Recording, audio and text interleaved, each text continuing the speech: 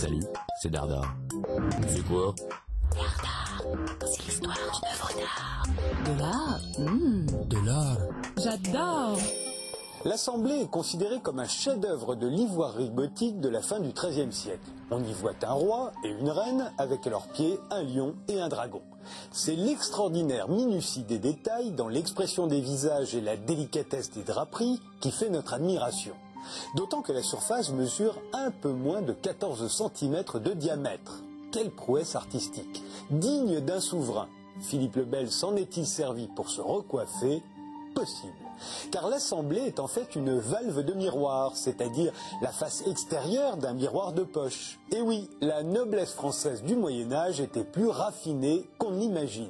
Après une bataille ou un tournoi, un chevalier ne détestait pas vérifier si la raie de ses cheveux était bien en place. Même chose pour sa dame, obligée de voyager en chariot sur des routes empoussiérées et qui désirait se refaire une beauté. On eut donc l'idée de coller une feuille de métal poli sur une valve qui s'emboîtait sous une autre servant de couvercle. Et ainsi, on inventa le miroir de poche. L'Assemblée est l'un des plus anciens qui soit parvenu jusqu'à nous, mais il n'est pas le seul. Au XIIIe siècle, Paris va devenir la ville de l'ivoire. Les défenses d'éléphants étaient transformées en quantité d'objets de luxe qui restent parmi les plus belles expressions du style français de cette époque.